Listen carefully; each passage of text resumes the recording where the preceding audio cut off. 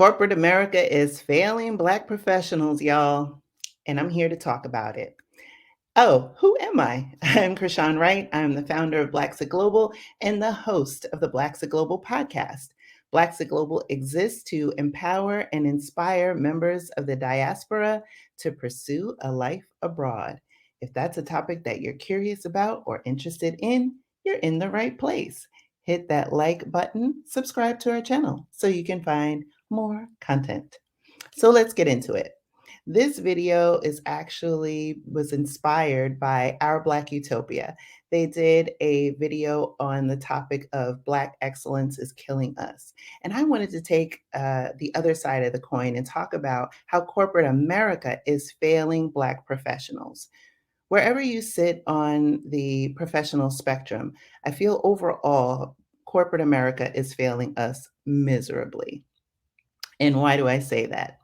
In 2020, the year that was, we had the pandemic, we had lockdown, we had highly publicized murders of people like Ahmaud Arbery, Breonna Taylor, and George Floyd. And many companies took the stance of performative allyship, in my estimation, with Black tiles, hanging Black Lives Matter flags, having, you know, conversations, open space conversations, safe space conversations. And there was a real, every time I got on LinkedIn, there was another Black professional who is now the head of diversity, equity, and inclusion.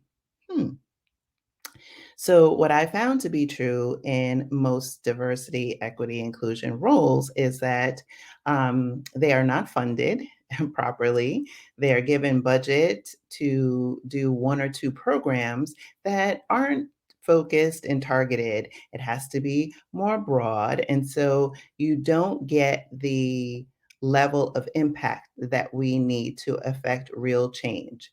Black professionals are paid at a rate that is not at the same level as our non-Black counterparts. Black men are often shut out of corporate America altogether. We are often leveled, so we have exceptional qualifications, but we don't have sponsorship within an organization where you have the ability to move up. And even if you are tapped on the shoulder, right? Many Black professionals report that they are overworked or overlooked, underpaid, and overseen, right? So you have either the hypervigilance and micromanagement or the, hey, you're in a corner and we're just going to continue dumping on work on you. And so Rich and Regular actually posted a video on their channel recently for their podcast, their new podcast, and talked about the diversity, equity, inclusion delusion. And, I think a lot of Black professionals have gotten caught up in this feeling of, everything is a meritocracy, where if I work harder, if I, show that I'm going to go the extra mile, if I do more, this will signal to the organization that, I can move up, I can be one of the chosen, I will be, promoted or have, bigger bonus or have, all of these other trappings that systemically just don't happen. And the reason why I say corporate America is failing Black professionals is because it needs to be a full top down approach, right? So, one, these Fortune 500 companies or corporate America in general, it's not enough to say we're anti-racist, right? It's a different step if you're going to publicly share your DEI efforts, meaning what is going on in the C-suite? Or do you have more representation at the highest level of the organization, right? What is that? What are those hiring metrics? Okay, we have this many Black professionals in our organization at these levels, and we are benchmarking year over year. That is one approach. Additionally, have DEI goals as part of the performance and goals compensation for your hiring managers. Because guess what? Whatever doesn't get measured doesn't matter. And so if I know that if I'm a hiring manager and I'm looking at the landscape and I'm just picking and choosing people that, I think can do the job, and either intentionally or unintentionally not putting forth the energy to cultivate my Black talent, right? Either within the organization or looking externally, that's a problem, right? So we have to have some level of accountability. And that's another way in which you can do it. The other way you can also do it is to look at the recruiters. I know firsthand many Black professionals that do not even put their photo on their LinkedIn profile because they know that recruiters are skipping over them because they see their Black face. They might have the qualifications, but they are put to a different lower level opportunity than one that they are more than qualified for. And that's no different than, straightening your hair or having to put on a wig or talk a certain way in order to be included. No, those days are over. Over. So I'm looking at my notes so I can keep myself on track. Because, woo, Lord, this is hot.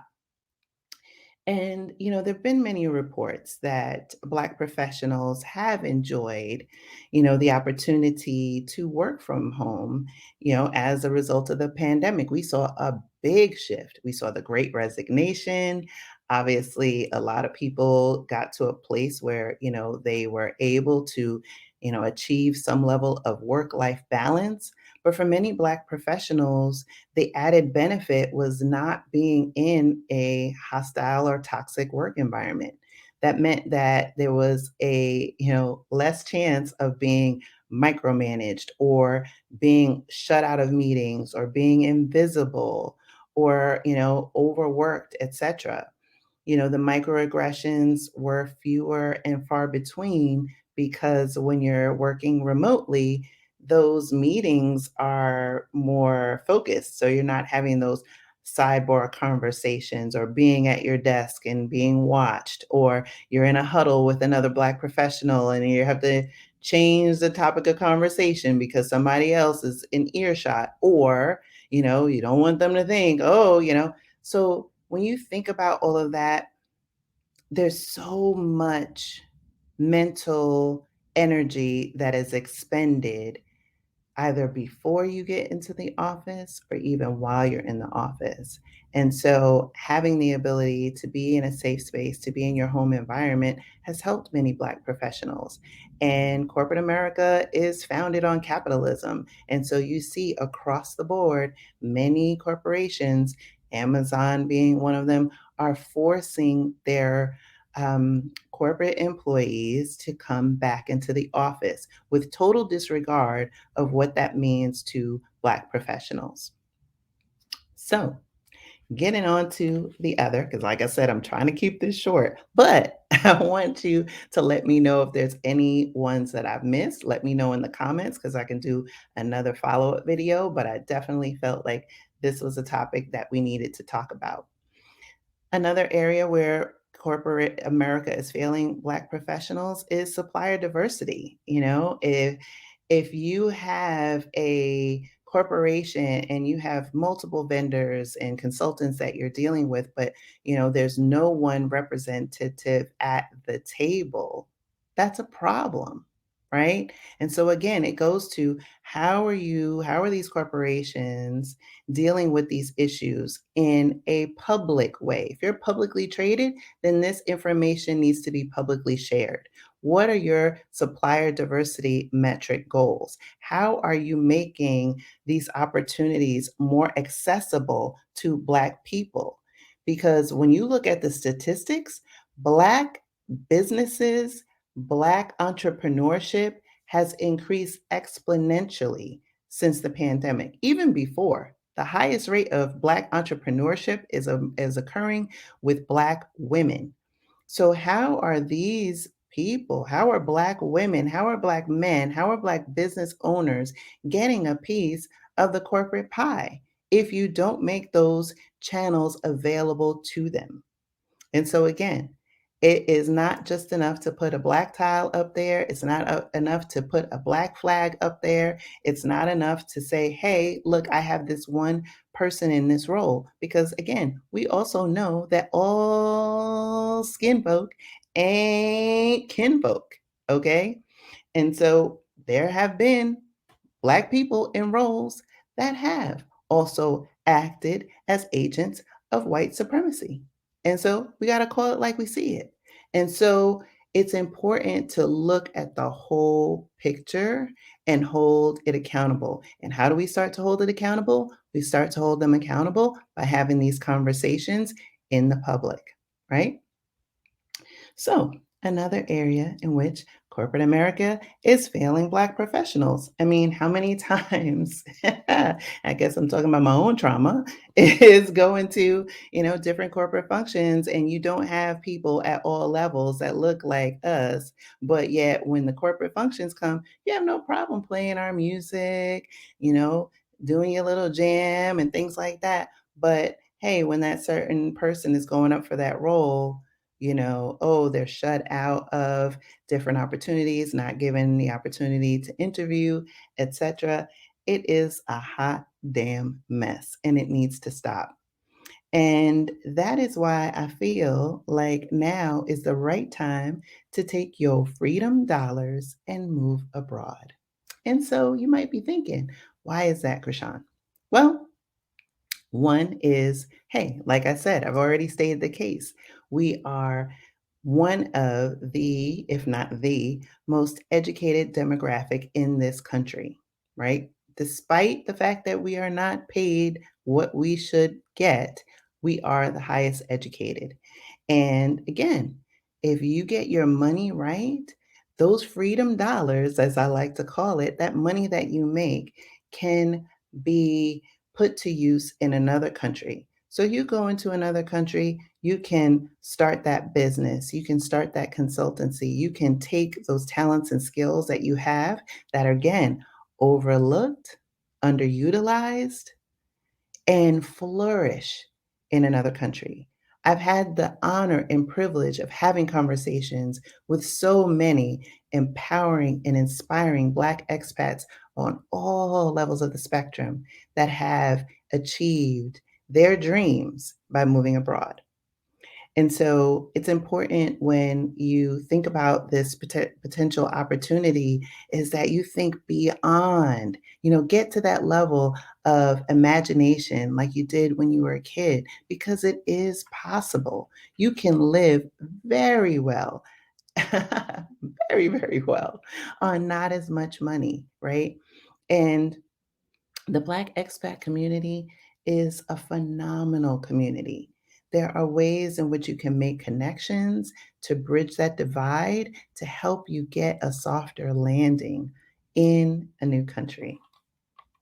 And so, another reason why I feel like now is the time to move abroad is there are things that are going on in America that have been happening before our eyes in plain sight. And so now is the time. We know that we have a presidential election that's going to take place in 2024. But long before that, we are seeing things like the rollback of Roe v. Wade, right? So taking women's reproductive rights away. We see book banning that is happening targeted to Black people. We see our history being taken out of the schools, right? Before our eyes, right? 2020 was only 3 years ago. And there is no, mass protests. We don't see this allyship that we felt or saw in 2020. It is incumbent upon us to take the step, right? And also, we see things like stacking the court. the Supreme Court is conservative, right? And so when we think about, all of these things that are coming up, hot button issues, whether it be, student loan, whether it be the reparations legislation that has been kicked around this country for far too long, right? If you're thinking things are going to change for the better, it is not. I'm here to tell you this, right? So now is not the time to keep thinking, oh, it's a pipe dream that something's going to change for the better. If 2020 didn't cause the real change that we know needed to take place, what makes you think that 2024 is going to be any different, right? We have a current president in this country that is of age, and we have on the other side of the coin several candidates that are publicly antithetical to our freedom, right? And I guess that gets me back to how corporate America is failing us because corporate America has highly paid lobbyists, right? Special interests, and oftentimes they will tap their talent and say, hey, come support our PAC, right? But guess what? If you are publicly sharing this allyship and affinity towards us, but taking our money and investing that money with politicians who have agendas that are antithetical to our freedom, then we are participating in this insanity. So now is the time to take a step in the right direction and get in the community like Blaxit Global and find out what you need to do to make it happen. So, I said I was going to keep this short. Let me know if there's anything that I have forgotten, any other issues that you've encountered. I want to know. I would love to make a follow up to this video. Let me know what you think. Again, like and subscribe. In the meantime, listen to the Blaxit Global podcast. And if you're looking for additional support on your move abroad, you want to hear more,